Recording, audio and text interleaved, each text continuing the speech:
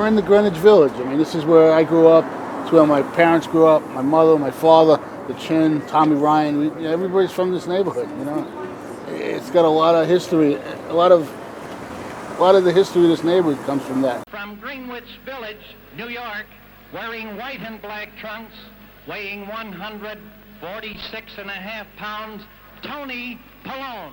Tony Pellone. I had an old friend named Cosmo. He told me that this side of 6th Avenue was all Irish, and over that way was all the Italians. When I was about 10 years old and lived on Thompson Street, I guess at the time I didn't know it, but you know, it pretty much was an Italian neighborhood, and we, you know, the whole neighborhood was businesses and buildings and stuff was all controlled by Italian businessmen.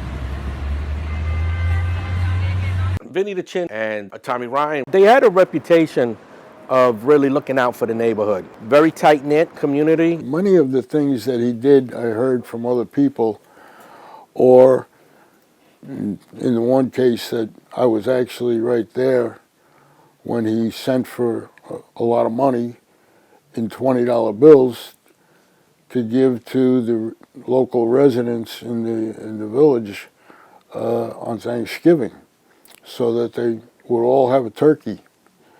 And he made sure that nobody went without a turkey. My father was pretty much the best athlete, besides being a boxer. He was the best athlete in the neighborhood. And when they used to play football, my father was the quarterback and Chin was the center. And I suppose that was the core of the team. You know, they were into all kinds of sports. They used to play basketball a lot too. They'd jump on the subway and go up to Harlem to play basketball. They played for money. And they went to high school together. I remember my dad telling me a story about a high school teacher they had. I guess his name was something like Harry Higgins or something like that. And he loved red wine, and he would tell the students, he would tell my father and Chin, all right, guys, get me some of that Dago red wine. You know, and they would, you know, they would run roughshod and get away with anything they wanted because they were feeding the teacher with red wine, you know. Well, they grew up together. They went to school at St. Anthony's. Both neighborhood tough guys. They respected each other. And my father told me when they were teenagers that Chin was an usher in a movie theater. They loved to keep the kids quiet. Sometimes they take their cigarettes from them and smoke them themselves. Then they both wanted to be boxers, and my father was a little more successful at it. Vincent Gigante was a club fighter for a couple of years in the mid-40s. I think right after that, around 1946, 47, I got to know him. I was about 6 or 7 years old, and we always had a great relationship. And whenever I was in the city, I always took the opportunity to stop by and say hello to him, have a cup of coffee with him. He was like family. When I was confirmed in 1952, my Uncle Pat was my sponsor, but as it turned out, you have to be confirmed in order to confirm someone else. And my uncle needed confirmation first. And Vincent stood up for my uncle. So him and his family are pretty close to our family. As a matter of fact, his wife's brother, his brother-in-law, was married to my father's sister. I always felt there was some camaraderie there. And I knew he had a tremendous amount of respect for my father. Vinny the Chin started boxing somewhere in the mid-40s, and his neighbor was Tony Pellone. So he always looked up to Tony, followed Tony. They both trained at Stillman's. I believe Tony Canzaneri trained them in the beginning, both of them. I think Canzaneri had Pellone for a little while, and then the Chin.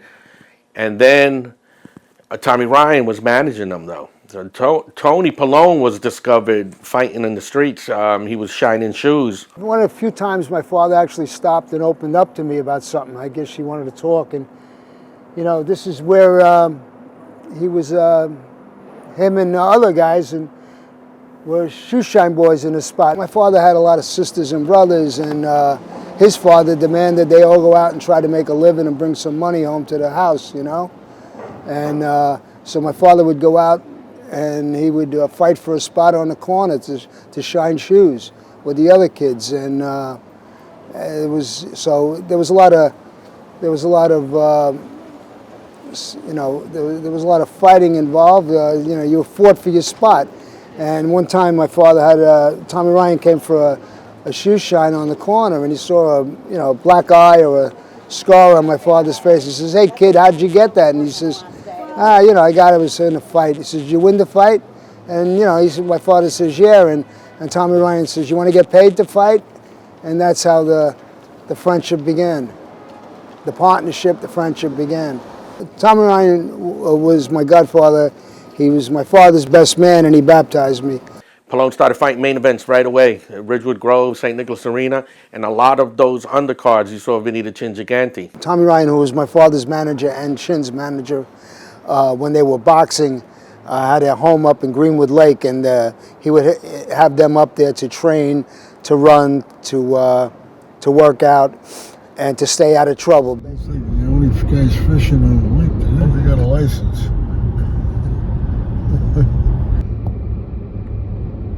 Well, Greenwood Lake, on the south side over here, but on the west side of the lake, there's a little cove, and we had a log cabin in that area, and it was beautiful.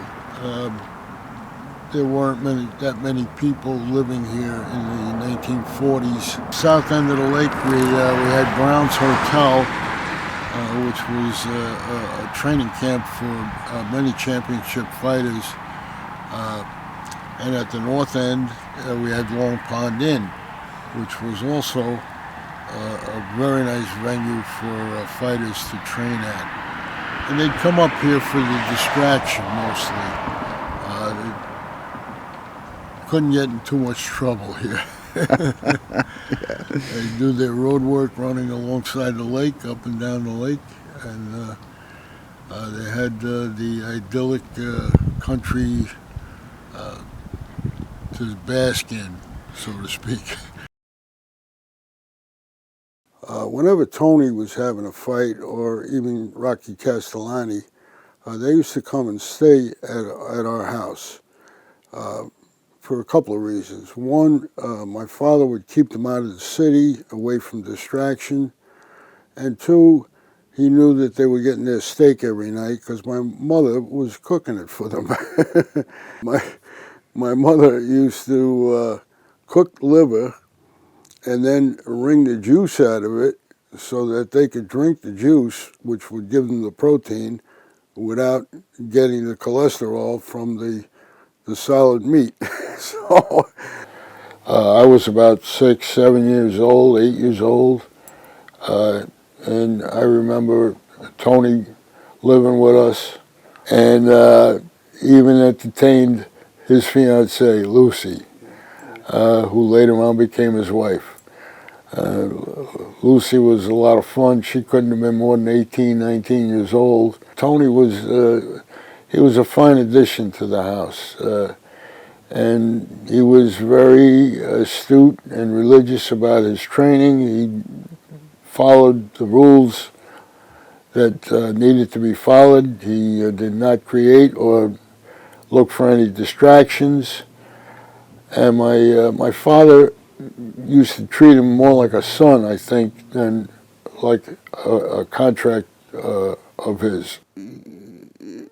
All in all, it was more than a business relationship. You can see that. I mean, a fighter wouldn't have him as the best man if that wasn't the case. Yeah, they were best friends. He was the best man at Tony's wedding. My Uncle Pat was one of the groomsmen. Rocky Castellani was another one of the groomsmen. A fellow by the name of Frankie Dapolito was also, I believe, in the wedding party. Another, a young fellow who wanted to be a fighter but didn't reach the success that Tony did.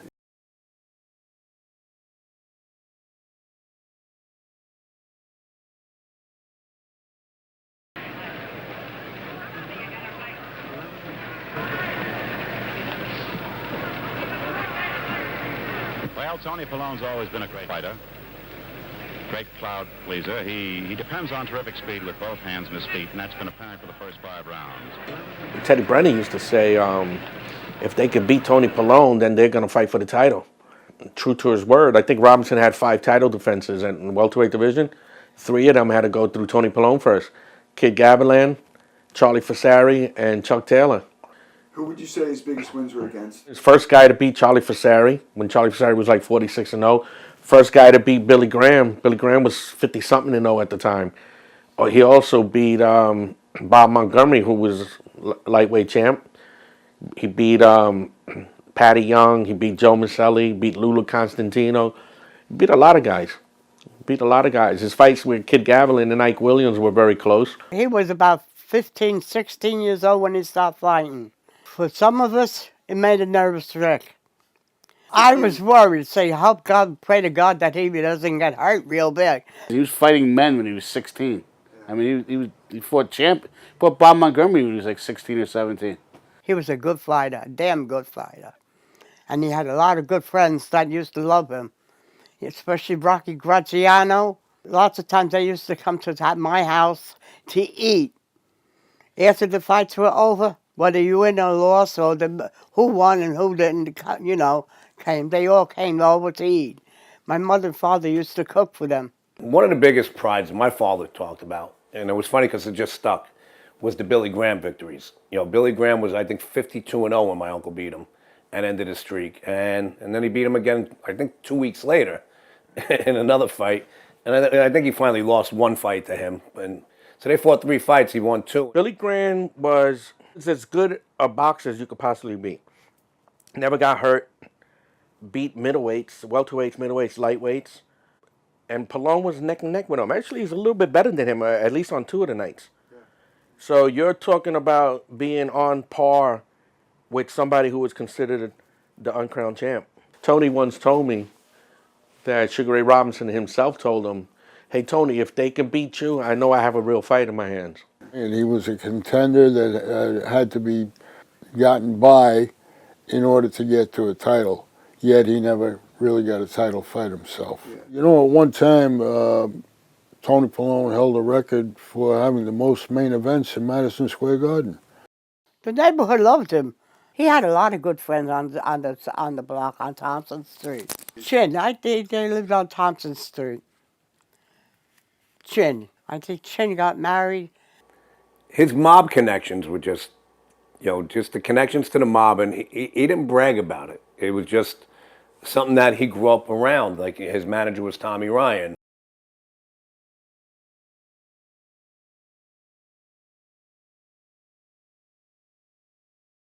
Describe who Tommy Ryan was. Well, Tommy Ryan was, he was an entrepreneur. You know, it's funny because I thought about this question, okay? And I mean that in a sense, like he's an entrepreneur. Like, he was a fight manager, and I guess what you call a wheeler dealer or somebody who could get things done. Well documented, like he was in the record business. Tommy James and the Shondells. Tommy James wrote a book about how he was so involved with Roulette Records and other music and entertainment venues. And he was, what's the word? He was alleged to be connected to the Genovese family. But when you say who was he to, that's interesting. He was accessible, but he was always that successful person in your life that's everywhere, you know, like, so really that's what he was to my father after the boxing career ended. What was his real name? Thomas Eboli. Yeah, Tommy was a very well-respected guy in this neighborhood. You know, everybody knew him. He actually had a club down on Jones Street, right down the block here. One of the owners, we were talking one time, and he told me a story of how they had a jukebox and a cigarette machine in the dugout, and Tommy Ryan for many years had a vending machine company called Tryon, and FBI agents came in one day. They identified themselves, and they asked, who owns these jukeboxes and cigarette machines? And the guy panicked and said, I don't know. I have no idea who owns. The FBI guy or whatever went back and told Tommy Ryan, but Tommy Ryan went in there and he says, if they ever come in here and ask you if I own it, say yeah. If they ask you if I own the building, say yeah. Tell them, yes, I own the company. Yes, I own the jukebox. Well, you have to show legitimate income. Yeah, obviously, yeah. And this was World War I year, so boxing was kind of half illegal anyway in New York. He took the name of former welterweight and middleweight champ Tommy Ryan, and he was known as a big puncher. When he was about 15, 16 years old, he was pretty big for his age, and he was very good with his hands. He was a street fighter mostly, but he wanted to become a boxer. As most people are aware about boxing, in the early 20th century, boxing was pretty much dominated by the Irish. To be an Italian and want to fight, it would be tough. It would be hard to get fights. It would be hard for anybody to want to take a chance and put you on their card. So he took the name Tommy Ryan from a welterweight champion of the 1890s, I believe, and he used the name Tommy Ryan, which signified that he might be Irish. He started fighting about 16, 17 years of age against his father's wishes. My grandfather did not want him to be a fighter, and when he found out that he was fighting, he wanted him to quit. My father loved the sport, enjoyed it, was having a ball because he had won his first 10 fights. And he agreed to quit only if and when he lost his first bout. Sure enough, his 11th bout he lost. And true to his word, he quit boxing. But he stayed close to the sport, and as he got a little older, he got into managing. I met Tommy Ryan. It was sometime in 1959, I think. I'm almost sure. I met him at the finals of the gloves, and there were so many other guys there. I mean, there was Roland Lastaza, Sonny Francis, Tony Pellone. Was celebrating a little bit. You know, I was lucky. I had just won the gloves. He said to me, and he said to them, you know, if you need any help, I can help you. He was such a gentleman to me. Yeah. And he could have been a fucking axe murderer, I don't know. But I don't know anything about what other people say he was or wasn't. So boxing was an outlet, and it was a way to get these young fighters off the street, be able to provide for their families, and in most cases it was more than their own immediate family, it was their parents and sisters and brothers. He had two great fighters. He had Tony Pellone and Rocky Castellani. Castellani, on the other hand, came to him from Luzerne, Pennsylvania, just outside of Scranton, Wilkes-Barre. When he got out of the Marine Corps, he was in World War II, fought on Iwo Jima, was the middleweight champion of the 1st Marine Division in the Far East. And when he got out of the Marine Corps right after the war, he turned pro. When I was 11, 12 years old, we used to walk together 1.5 miles, 2 miles after dinner at night. I would do road work with him in the morning. We would go up to the local high school and run the track. I would go to Stillman's gym with him if I wasn't in school or if I didn't have anything else to do. I would go into the city with him and go up to Stillman's gym.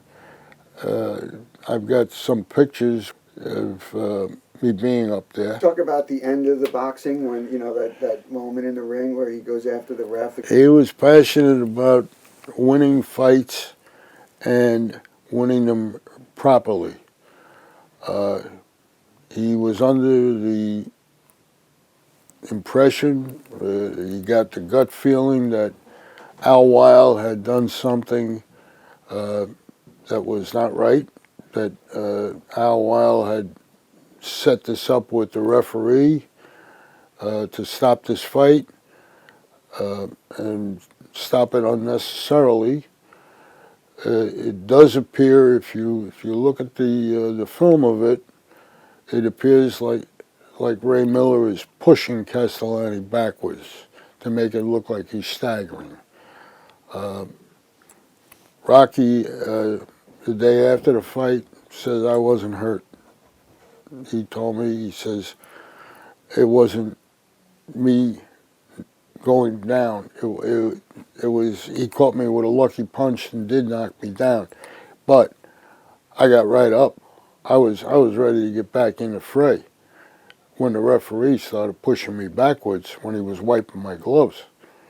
He says, I couldn't believe it when he stopped the fight. And then when Dad jumped in the ring and went after Ray Miller, it was something that was unheard of in boxing up until that point in time. Today it's more commonplace than it was in 1952. Some of the entourages that enter the ring after a fight, it's enough to cause the ring to be surrounded by uniformed guards. He went into that fight suspicious, and he was almost anticipating that something was going to happen. And he did not like Ray Miller getting appointed as the referee. So when Castellani went down, he felt that Ray Miller was pushing him back. And he flipped, he blew his top. That Al Weil fucked Tommy Ryan, and I think he complained to somebody else, was a little bit bent out of shape and should have been, and said, I'm going to let this fucking guy rob me. Well, after the fight, out in the dressing room, him and Tommy and his brother attacked Al Weil. But ultimately, he lost his license. He was banned for life. He had a very promising manager career, too. He was actually a pretty good boxing guy, good cornerman. Tommy had a real astute boxing mind, and all you have to do is look at the fact that he hired Ray Arcel for most of his fighters.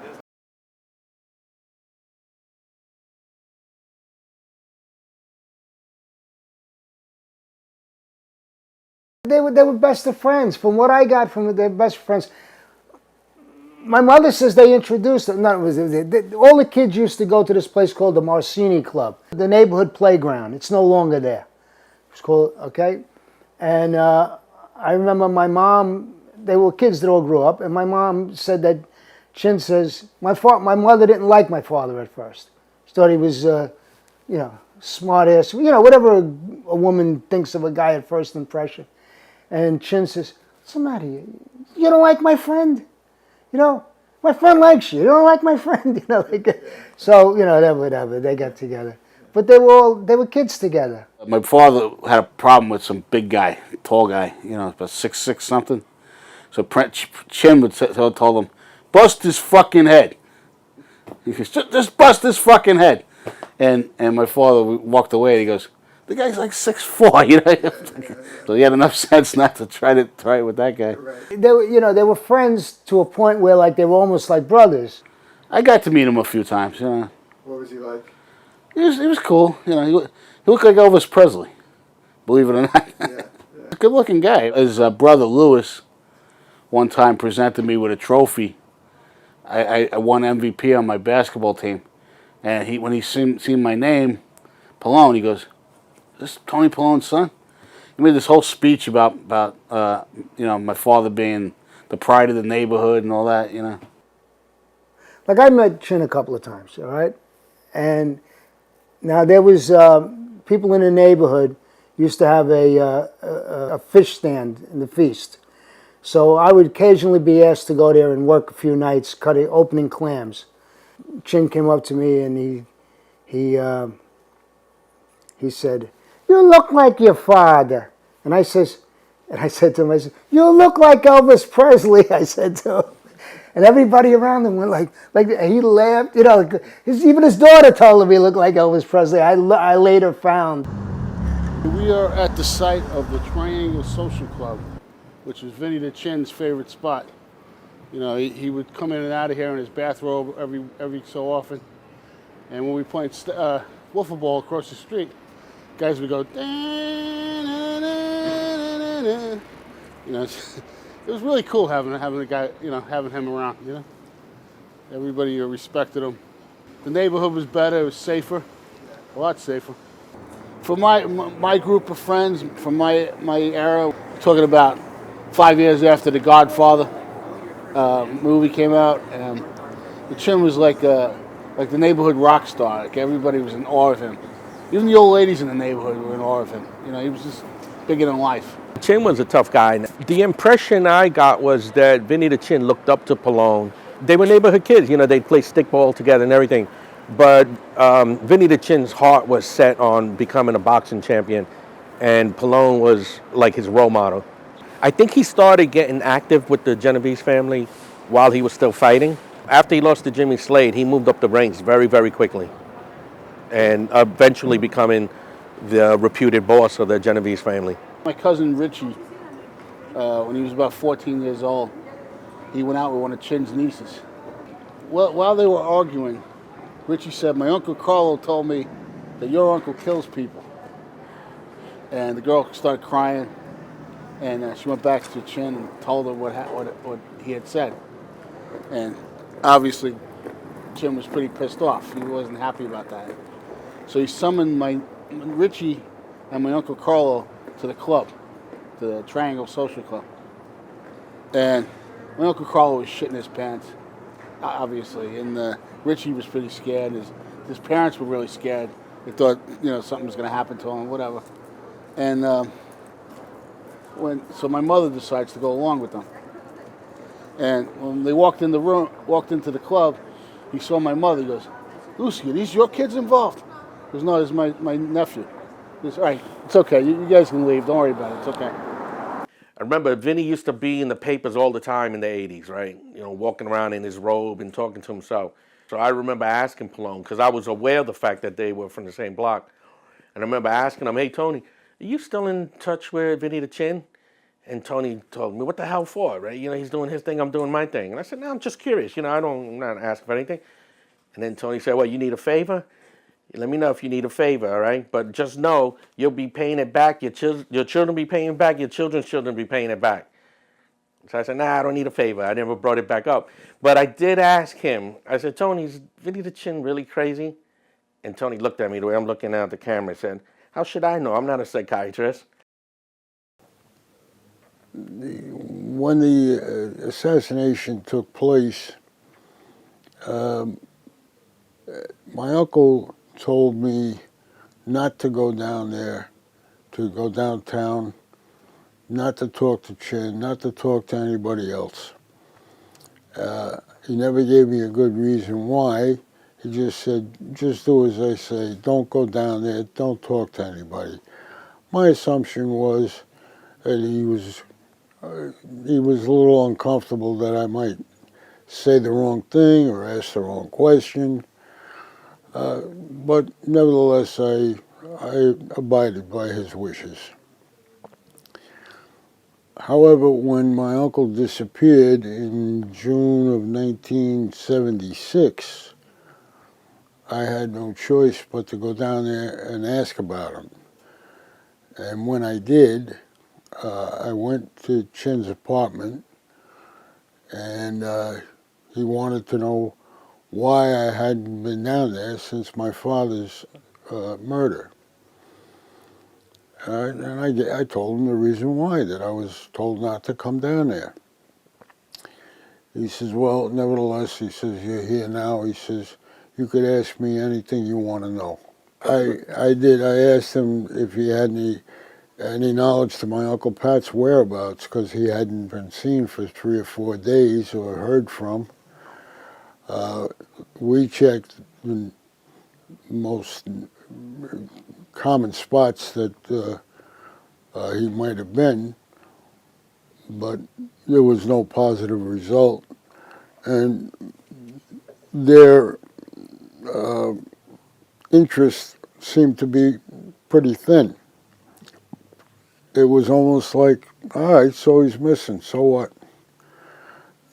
Almost like they had either something to do with it or they just didn't want to tell me what happened. He was never found. We never retrieved the body anywhere. His car was found at the airport a month later, and there were no prints on it. But when I spoke to Mario Gigante, Chin's older brother, he says, I talk to you like you're one of us. I don't know. I don't know where he is. I don't know what he could have. He might have just picked up and absconded. I says, well, he kept it a pretty good secret. I says, nobody seems to know. I went to Chin's apartment. We sat down in his apartment. I said, I want to know why a man of my father's stature was left dying in the street. I says, why couldn't he have been made to retire? Why did it have to end this way? Well, his answer was, be glad that you have a grave to go to. Not like your aunt and your cousins. They don't have a grave to go to. So I was astounded. This was not the answer I was expecting, and I felt that it should end there. No more questions. And I left feeling unrequited, feeling like I was being treated like a kid. But when you're on the outside looking in, that's the way you get treated. Unfortunately, the relationship didn't continue because there was no more common ground. I don't think I saw him again after that. For the most part, I have no outstanding knowledge of his life after my father was gone, and they never inquired how my life was going. So it's a different world.